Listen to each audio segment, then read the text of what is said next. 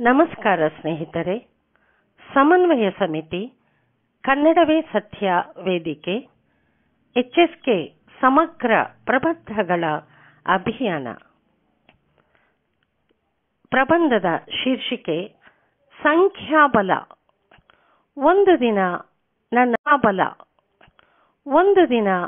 ನನ್ನ ಬಳಿಗೆ ತರುಣನೊಬ್ಬ ಬಂದ.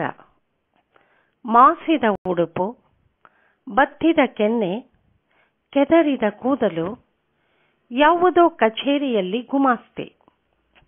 ಅಳುಕಿನಿಂದಲೇ ಅವನು ಕಿರುಚೀಲದ ಹಲ್ಲು ಸಾಲಿನ ಬಾಯಿ ಸರಿಸಿ ವೃತ್ತಪತ್ರಿಕಾ ವರದಿಯ ತುಂಡೊಂದನ್ನು ಹೊರ ತೆಗೆದು ನನ್ನ ಮುಂದೆ ಹಿಡಿದ. ಅದನ್ನು ನಾನು ಪರಿಶೀಲಿಸುವುದರೊಳಗೆ ಅವನೇ ಮಾತಿನಲ್ಲಿ ತೊಡಗಿದ. ನೀವು ಯಾವುದೇ ಪದ ಅಥವಾ ವಾಕ್ಯವನ್ನು ಹೇಳಿ, ಅದರಲ್ಲಿ ಎಷ್ಟು ಅಕ್ಷರ ಇವೆ ಎನ್ನುವುದನ್ನು ಕೂಡಲೇ ಹೇಳುತ್ತೇನೆ, ದಯವಿಟ್ಟು ಪರೀಕ್ಷಿಸಿ ಎಂದ.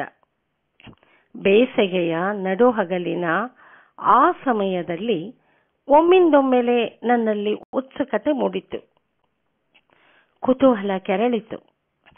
ಪರೀಕ್ಷಕನ ಹಮ್ಮಿನಿಂದ ನಾನು ಅವನತ್ತ ಒಂದು ವಾಕ್ಯವನ್ನು ಬಿಸಾಡಿದೆ.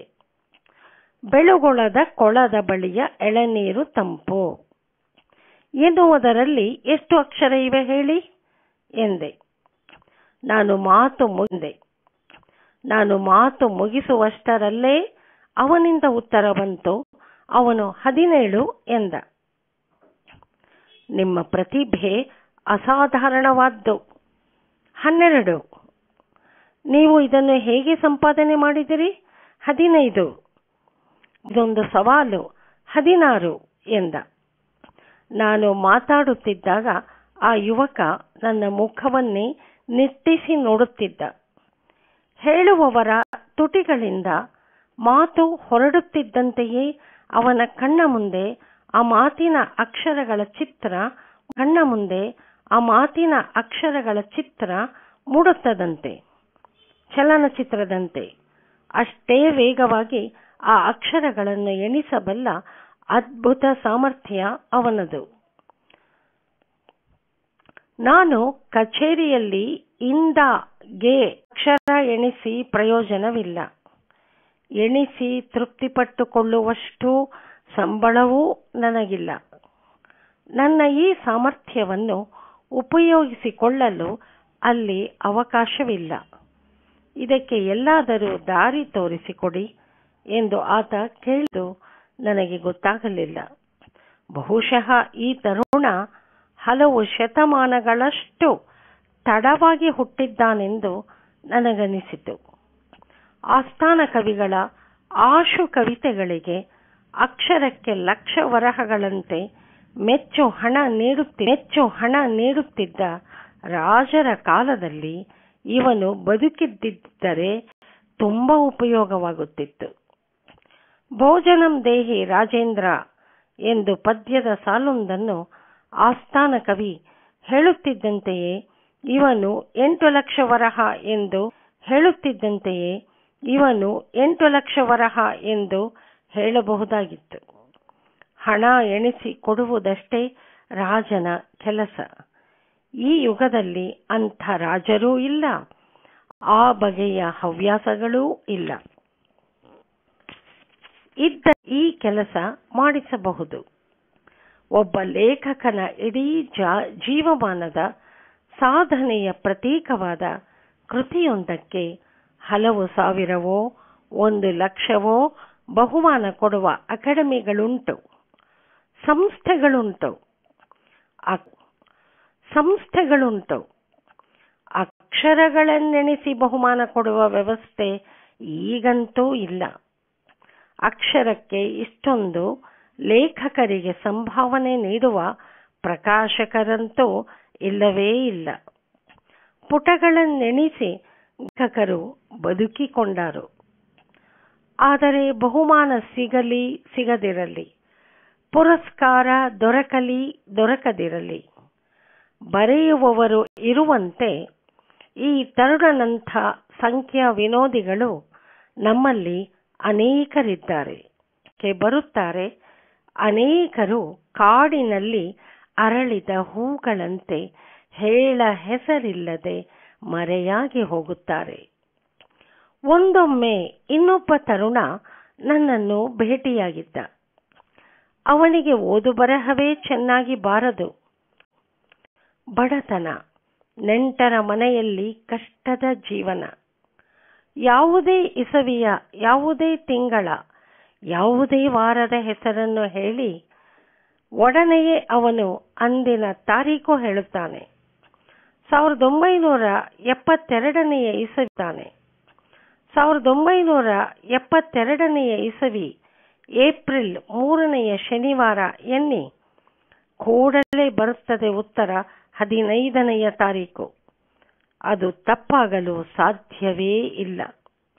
ಮಾನವ ಜೀವನದ ಇಂಥ ವಿರಳಗಳನ್ನು ನೋಡಿದಾಗಲೆಲ್ಲ ನಮಗೆ ಆಶ್ಚರ್ಯವಾಗುವುದು ಸಹಜ.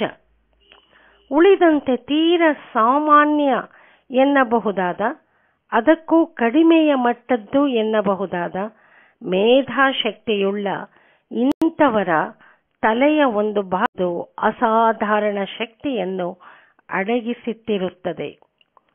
ಯಾವುದೋ ಲೆಕ್ಕಾಚಾರ ಏರುಪೇರಾಗಿ ಹೀಗಾಗುವುದೋ ಅಥವಾ ಬೇಕೆಂದೇ ನಿಸರ್ಗ ಈ ಆಟ ಆಡುವುದೋ ಯಾರು ಬಲ್ಲರು?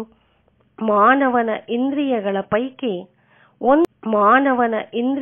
ಪೈಕಿ ಒಂದು ಊನವಾದಾಗ ಆ ಕೊರತೆಯನ್ನು ತುಂಬಿಕೊಳ್ಳಲು ಉಳಿದ ಇಂದ್ರಿಯಗಳ ಪಟುತ್ವ ಹೆಚ್ಚಾಗಿರುತ್ತದಂತೆ. ಇದು ಆ ವ್ಯಕ್ತಿಗೆ ನಿಸರ್ಗ ನೀಡುವ ಪರಿಹಾರವಂತೆ. ಬುದ್ಧಿ ಮನಸ್ಸುಗಳ ವಿಚಾರ ಒಬ್ಬೊಬ್ಬರಿಗೆ ಒಂದೊಂದರಲ್ಲಿ ಆಸಕ್ತಿ ಬೆಳೆಯುತ್ತದೆ. ಕೆಲವರಿಗೆ ಸಂಗೀತ ಪ್ರಿಯ, ಮತ್ತೆ ಕೆಲವರಿಗೆ ಲೆಕ್ಕದಲ್ಲಿ ಪ್ರಾವೀಣ್ಯ, ಇನ್ನು ಕೆಲವರಿಗೆ ಕಾವ್ಯ ಪ್ರೇಮ. ಚಿಕ್ಕಂದಿನಿಂದಲೂ ನನಗೆ ಅಂಕಿಗಳೆಂದರೆ ಮಹದ್ ಭಯ. ಸಂಖ್ಯಾ ರಾಕ್ಷಸನೆಂದರೆ ಮೈ ನಡುಕ.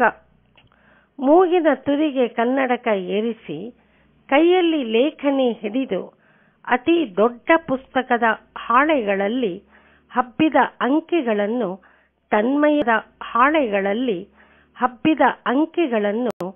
ತನ್ಮಯತೆಯಿಂದ ಎಡಬಿಡದೆ ಕೂಡುವ ಖಜಾನೆ ಗುಮಾಸ್ತೆಯನ್ನೋ ಬ್ಯಾಂಕು ನೌಕರನನ್ನೋ ನೋಡಿದರೆ ನನಗೆ ಯಾವಾಗಲೂ ಅಚ್ಚರಿ.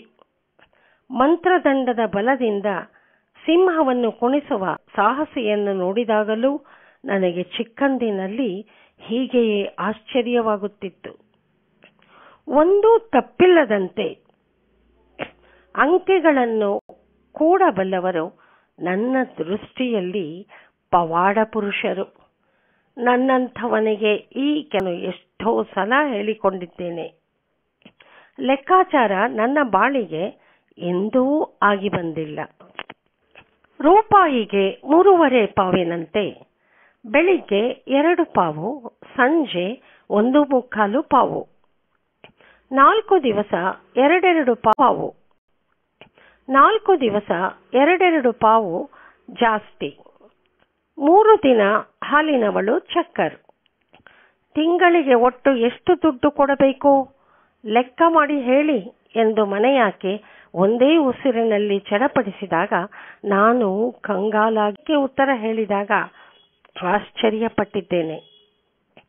ಕೆಲಸಕ್ಕೆ ಬಾರದ ನಿಮ್ಮ ಪದವಿಗಳಿಂದ ಏನು ಪ್ರಯೋಜನ ಎಂದು ಅವಳು ಹಂಗಿಸಿದಾಗ ಏನೂ ಇಲ್ಲವೆಂದು ವಿಷಾದದ ನಗೆಯಾಡಿದ್ದೇನೆ.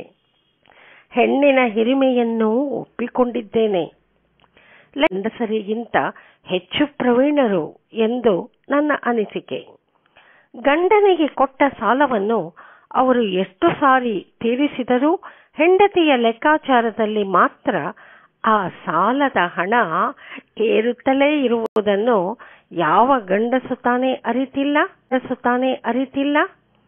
ಲೇಣಿ ದೇಣಿ ವ್ಯವಹಾರದಲ್ಲಿ ಹೆಂಗಸರ ಈ ಸಹಜ ಸಾಮರ್ಥ್ಯದ ಮನವರಿಕೆಯಾಗಿರುವುದರಿಂದಲೇ ಏನೋ ಬ್ಯಾಂಕುಗಳು, ಇತರ ಹಣಕಾಸು ವ್ಯವಹಾರ ಸಂಸ್ಥೆಗಳು ಹೆಂಗಸರನ್ನೇ ಹೆಚ್ಚಾಗಿ ಕೆಲಸಕ್ಕೆ ಹೆಂಗಸರನ್ನೇ ಹೆಚ್ಚು ಹೆಚ್ಚಾಗಿ ಕೆಲಸಕ್ಕೆ ನೇಮಿಸಿಕೊಳ್ಳುತ್ತಿವೆ. ಸಂಪೂರ್ಣವಾಗಿ ಮಹಿಳೆಯರೇ ನಿರ್ವಹಿಸುವ ಬ್ಯಾಂಕು ಕಚೇರಿಗಳೂ ಉಂಟು. ಆದರೆ ಆ ಕಚೇರಿಯ ನಿರ್ವಾಹಕರು ಮಾತ್ರ ಹೆಚ್ಚಾಗಿ ಗಂಡಸರೇ. ಇದರಲ್ಲಿ ಆಶ್ಚರ್ಯವೇನೂ ಇಲ್ಲ. ಸಾಮರ್ಥ್ಯದ ವಿಚಾರಕ್ಕೆ ಬಂದಾಗ ನನಗೆ ಶಕುಂತಲಾ ದೇವಿಯವರ ಗಣಿತ ವಿನೋದ ನೆನಪಿಗೆ ಬರುತ್ತದೆ. 3ನೆಯ ವಯಸ್ಸಿನಲ್ಲೇ ಅವರು ಅಂಕಿಗಳನ್ನು ಪ್ರೀತಿಸತೊಡಗಿದರಂತೆ.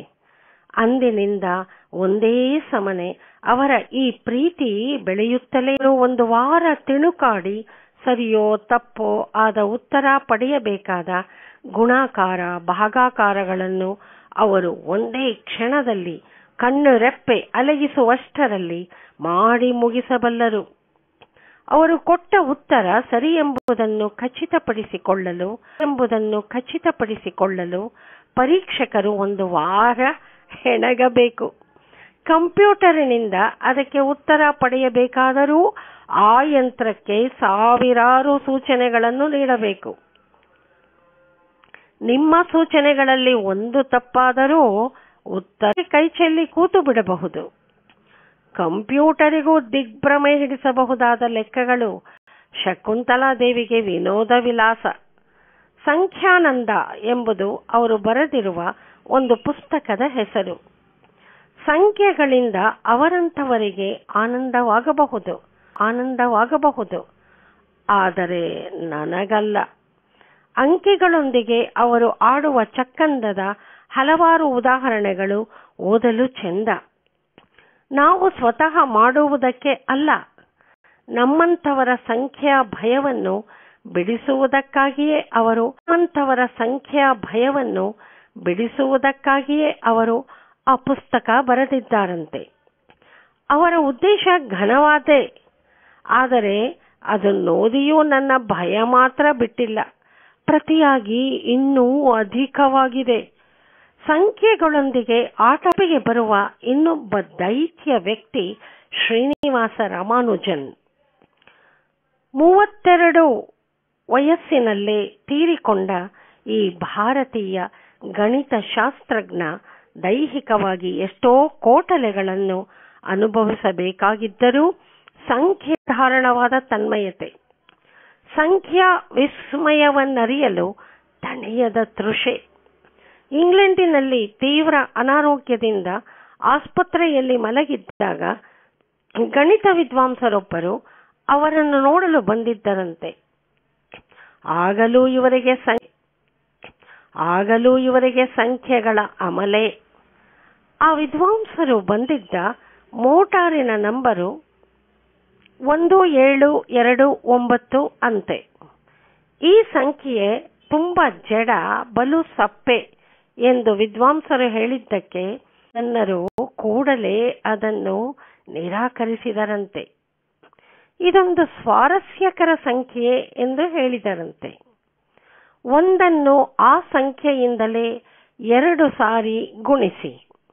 1 × 1 × 1 = 1. 12 12ರಿಂದಲೇ 2 ಬಾರಿ ಗುಣಿಸಿ. 12 × 12 × 12 × 1728. ಇವೆರಡು ಗುಣಲಬ್ಧಗಳನ್ನು ಕೂಡಿ 1729 ಬರುತ್ತೆ. ಹಾಗೆಯೇ 9 ಅದೇ ಸಂಖ್ಯೆಯಿಂದ 2 ಸಲ ಗುಣಿಸಿ. 9 × 9 × 9 = 729. ಮತ್ತೆ 10ರಿಂದಲೇ 2 ಸಲ ಗುಣಿಸಿ. 10 × 10 × 10 1000. ಇವೆರಡು ಗುಣಲಬ್ಧಗಳನ್ನೂ ಕೂಡಿ ಮತ್ತೆ ಬರುವುದು 1729 ಸಂಖ್ಯೆಯೇ ಎಂದರೆ 2 ಘನದ ಸಂಖ್ಯೆಯೇ ಎಂದರೆ 2 ಘನಗಳ ಮೊತ್ತ. 1⁻³ + 12⁻³ ಮತ್ತೆರಡು ಘನಗಳ ಮೊತ್ತ 9⁻³ plus the power of 3 plus 10 to the power of 3. ಇವೆರಡೂ ಒಂದೇ ಆಗಿರುವಂಥ ಕನಿಷ್ಠ ಸಂಖ್ಯೆ 1, 7, 2, 9 ಎಂದು ಅವರು ತಟ್ಟನೆ ಉತ್ತರ ಕೊಟ್ಟರಂತೆ. ನಮ್ಮಲ್ಲಿ ಹಿಂದಿನಿಂದಲೂ ಸಂಖ್ಯೆಗಳಿಗೆ ವಿಶೇಷ ಸಂಖ್ಯೆಗಳ ಮೇಲಿದ್ದಲೇ ಅದೃಷ್ಟ ಭವಿಷ್ಯ ಎಲ್ಲವನ್ನೂ ಹೇಳುವವರಿಗೇನು ಕಮ್ಮಿ? ನೀವು ಮನಸ್ಸಿನಲ್ಲೇ ಯಾವುದಾದರೊಂದು ಸಂಖ್ಯೆಯನ್ನು ನೆನೆಸಿಕೊಳ್ಳಿ. ನಿಮ್ಮ ಮುಂದಿನ ಬಾಳಿನಲ್ಲಿ ನಿಮಗಾಗಿ ಕಾದಿರುವ ಶುಭಾಶುಭ ಪದರಿ ಬಿಡಬಲ್ಲ ಪ್ರವೀಣರು ನಮ್ಮಲ್ಲಿ ಕಾಸಿಗೊಬ್ಬರು ಕೊಸರಿಗೊಬ್ಬರು. ಎಷ್ಟಾದರೂ ನಮ್ಮ ದೇಶ ಮಹಾತ್ಮರ ನಾಡಲ್ಲವೇ? ಸಂಖ್ಯಾಶಾಸ್ತ್ರವೆಂಬ ಒಂದು ವಿದ್ಯಾಕ್ಷೇತ್ರವನ್ನೇ ನಮ್ಮವರು ರಚಿಸಿದ್ದಾರೆ. 0ಯಿಂದ 9ರವರೆಗೆ ಅಂಕೆಗಳನ್ನು ಕಂಡುಹಿಡಿದು ಮುಂದೆ ಆ ಅಂಕೆಗಳನ್ನೇ ಬಳಸಿಕೊಂಡು ಅನಂತದವರೆಗೆ ಎಣಿಕೆ ಮಾಡುವ ವ್ಯವಸ್ಥೆಯನ್ನು ರೂಪಿಸಿಕೊಂಡ ಮನುಷ್ಯನ ಬುದ್ಧಿ ಅದ್ಭುತವಾದ್ದೇ. ಆದರೆ ಅದೇ ಮನುಷ್ಯ ಆ ಅಂಕೆಗಳ ಆಶ್ಚರ್ಯವೇ. ಕೆಲವು ಅಂಕೆಗಳು ಕೆಟ್ಟವು, ಮತ್ತೆ ಕೆಲವು ಒಳ್ಳೆಯದು ಎಂದು ಅವನು ಅಂದುಕೊಳ್ಳುತ್ತಾನೆ. ಮುಟ್ಟಿದ್ದಕ್ಕೆ 3 ಸಾರಿ 3ನೆಯ ಸಾರಿಯೂ ಕೆಲಸ ಆಗದಿದ್ದರೆ ಅದು ಸಾಧ್ಯವಾಗುವುದೇ ಇಲ್ಲ ಎಂದು ಅವನ ನಂಬಿಕೆ. 3 ಕೆಟ್ಟದ್ದಂತೆ. ಯಾವುದೇ ಕೆಲಸಕ್ಕೆ 3 ಹೊರಟರೆ ಒಳ್ಳೆಯದಲ್ಲ, ಆ ಕೆಲಸ ಆಗುವುದಿಲ್ಲ. ಸಮಸಂಖ್ಯೆಗಳು ಶುಭ, ಬೆಸ ಅಶುಭ. ಆದರೆ ಈ ನಿಯಮಕ್ಕೂ ಇದಮಿತ್ತಂ ಎಂದು ಹೇಳುವುದಕ್ಕಾಗುವುದಿಲ್ಲ. ಪಂಚಪಾಂಡವರು ವನವಾಸ ಅನುಭವಿಸಿದರು, ಆದ್ದರಿಂದ 5 ಹೊರಡಬಾರದು. ಆದರೆ ಪಂಚಕನ್ಯೆಯರು ಪ್ರಾತಃ ಸ್ಮರಣೆಗೆ ಅರ್ಹರು. ಕ್ರಿಸ್ತನನ್ನು ಶಿಲುಬೆಗೆ ಹಾಕುವ ಮುನ್ನ ಕೊನೆಯ ಊಟಕ್ಕೆ 13 ಜನರಿದ್ದರು. ಆದ್ದರಿಂದ ಕ್ರೈಸ್ತರ ನಂಬಿಕೆಯಲ್ಲಿ 13 ಅಶುಭ. ಆದರೆ ಕ್ರೈಸ್ತೇತರಿಗೆ ಅದು ಅಶುಭವಲ್ಲ. ಕುರುಕ್ಷೇತ್ರದಲ್ಲಿ ಎದುರು ಬದುರಾಗಿ ಕಾದಾಡಿದ ಪಾಂಡವ 7 ಮತ್ತು 11 ಅಕ್ಷೌಹಿಣಿ ಸೈನ್ಯಗಳಿದ್ದುವಂತೆ. ಕುರುಕ್ಷೇತ್ರ ಯುದ್ಧ ಅನಾಹುತಕಾರಿಯಾಗಿ ಪರಿಣಮಿಸಿತು. ಆದ್ದರಿಂದ 7, 11 ಒಳ್ಳೆಯದಲ್ಲ.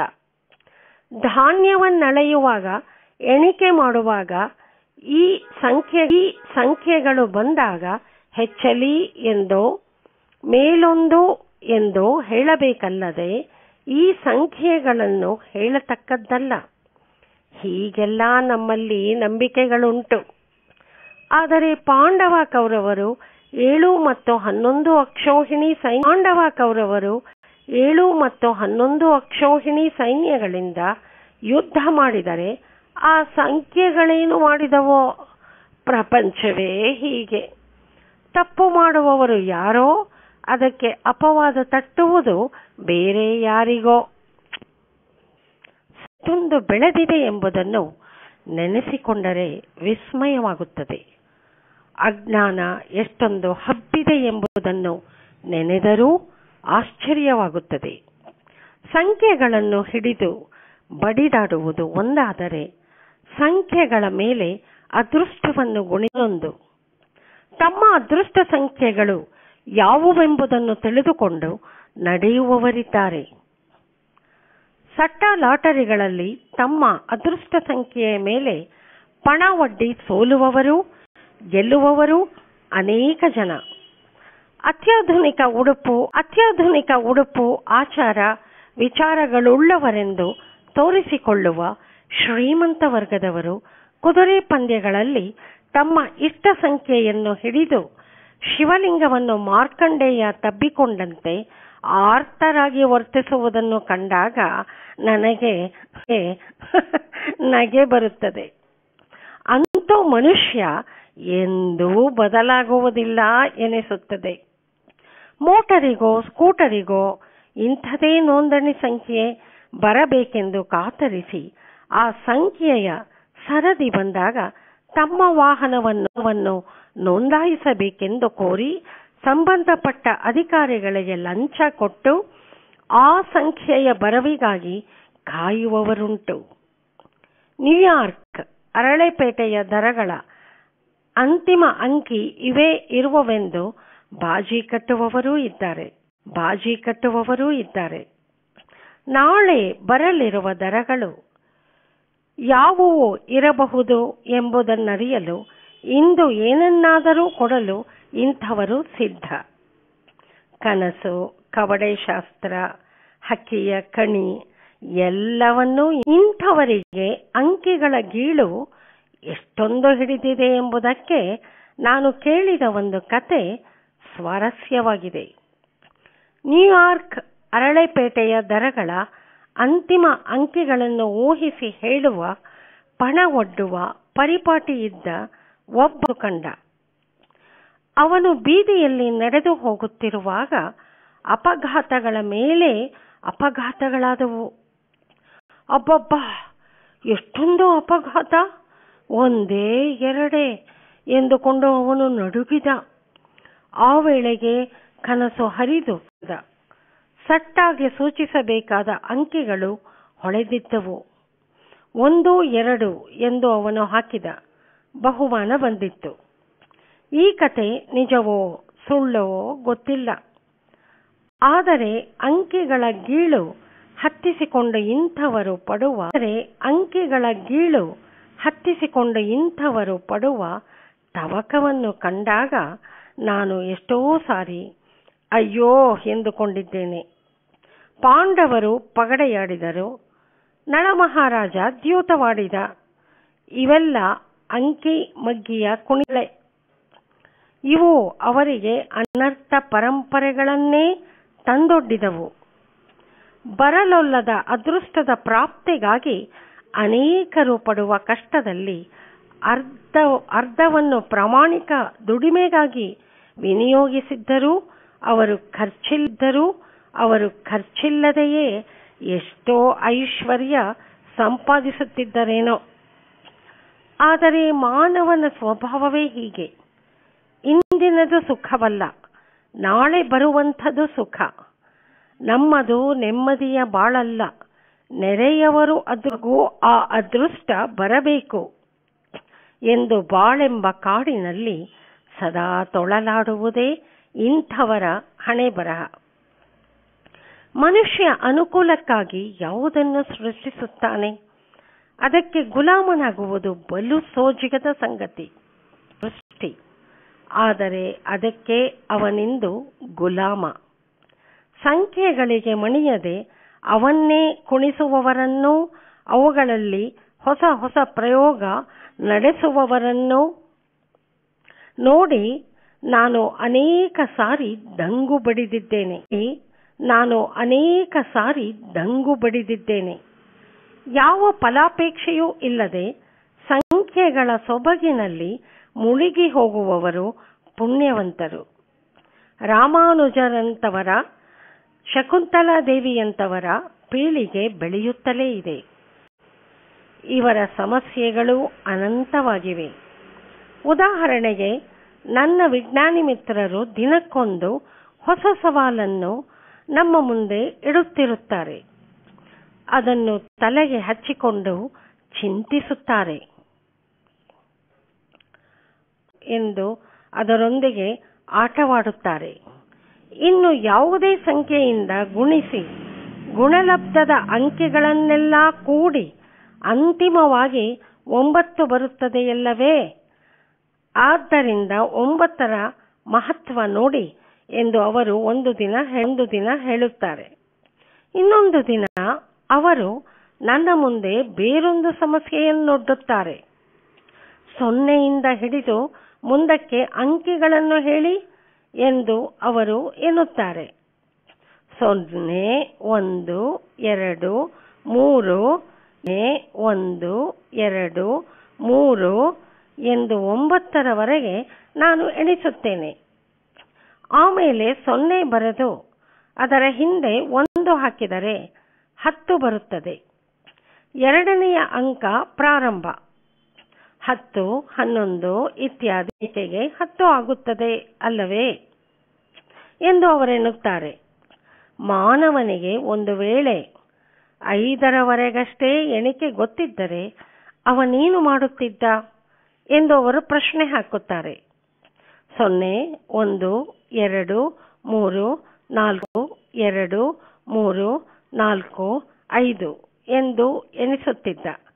ಮತ್ತೆ 1, 0, 1, 2, 1, 3, 1, 4, 1, 5 ಆಮೇಲೆ 2, 0, 2 ಹೀಗೆ ಒಂದು ವೇಳೆ 0.1 ಈ ಎರಡೇ ಅಂಕಿಗಳಿದ್ದರೆ 0, 1, 10, 11, 20, 21 ಹೀಗೆ ಇಷ್ಟಕ್ಕೆ ಮೊಟಕು ಅಲ್ಲವೇ? ಇದು ತುಂಡನೆಯ ಅಳತೆಗೋಲಿನಿಂದ ಅಳೆದ ಹಾಗೆ ಎನ್ನುತ್ತಾರೆ. ಅವರ ಮಾತಿನಿಂದ ನನ್ನ ಉಸಿರು ಸಿಕ್ಕಿ ಹಾಕಿಕೊಂಡಂತಾಗುತ್ತದೆ. ಆದರೆ ಸ್ವಂತ ಗರಡಿಯ ಸಾಧಕರಂತೆ ಅವರು ತಮ್ಮ ಸಂಖ್ಯಾ ವಿಹಾರವನ್ನು ಮುಂದುವರಿಸುತ್ತಾರೆ. ವಿದ್ವತ್ತಿನ ಸಹಾಯದಿಂದ ಕೆಲಸ ಮಾಡುವ ಈ ಎಣಿಕೆಯ ಪದ್ಧತಿಯ ಮೇಲೆ ರಚಿಸಲಾಗಿದೆಯಂತೆ. ಬಾಹ್ಯಾಕಾಶದಲ್ಲಿ ಮಾನವನ ಸಾಧನೆಯೆಲ್ಲ ಇದರ ಫಲವಂತೆ. ನನಗೆ ಇನ್ನು ಮುಂದೆ ಅವರ ಮಾತು ಕೇಳಲಾಗುವುದೇ ಇಲ್ಲ. ತಲೆ ಗಿರ್ರೆನ್ನುತ್ತದೆ, ಮತ್ತೊಂದು ದಿನ ಅವರು ಒಂದರ ಮುಂದೆ ಒಂದು ಬರೆಯುತ್ತಾರೆ. 11 ಆಯಿತು, ಇದು ಅವಿಭಾಜ್ಯ. ಇದರ ಮುಂದೆ ಇನ್ನೂ ಒಂದು ಬರೆಯಿರಿ, 111 ಆಗುತ್ತದೆ. ಇದು ವಿಭಾಜ್ಯ. 3 × 37 ಇದು ವಿಭಾಜ್ಯ. 3 × 37 ಇನ್ನೂ ಒಂದು ಬರೆದರೆ 1 1 1 1 4 ಒಂದುಗಳು. ಇದು ವಿಭಾಜ್ಯ. 11 × 101 ಇನ್ನು ಒಂದು ಬರೆಯಿರಿ, 1 ಒಂದುಗಳು. ಹೀಗೆ ಬರೆಯುತ್ತಾ ಹೋಗಿ. ಯಾವುದು ವಿಭಾಜ್ಯ, ಯಾವುದು ಅವಿಭಾಜ್ಯ ಎಂಬುದನ್ನು ತಿಳಿಯುವುದು ಸ್ವಾರಸ್ಯಕರ ಎನ್ನುತ್ತಾರೆ. ಇದಕ್ಕೆ ಸೂತ್ರವೊಂದನ್ನು ಹುಡುಕುತ್ತಾರೆ.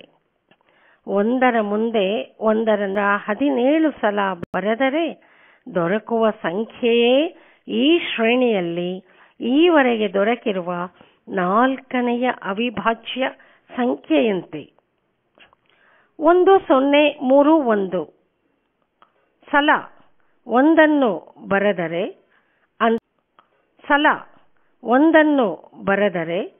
ಅಂದರೆ 1031 ಸಲ ಒಂದನ್ನು ಬರೆದರೆ ದೊರಕುವುದು ಮುಂದಿನ ಅವಿಭಾಜ್ಯ ಸಂಖ್ಯೆ ಇರಬಹುದಂತೆ. ಪರೀಕ್ಷಿಸಿ ನೋಡಿ ಎನ್ನುವುದು ಅವರ ಸವಾಲು. ಸವಾಲನ್ನು ಸ್ವೀಕರಿಸುವ ಸಹನೆ, ಧೈರ್ಯ ನನಗಂತೂ ಇಲ್ಲ. ಆದರೆ ಅವರಂಥ ಸಂಖ್ಯಾ ವಿನೋದಿಗಳು ನನ್ನ ದೃಷ್ಟಿಯಲ್ಲಿ ನಿಜಕ್ಕೂ ನಿಸರ್ಗದ ಅದ್ಭುತಗಳು. ಈ ಪ್ರಬಂಧಕ್ಕೆ ಇದುವರೆಗೂ ದನಿ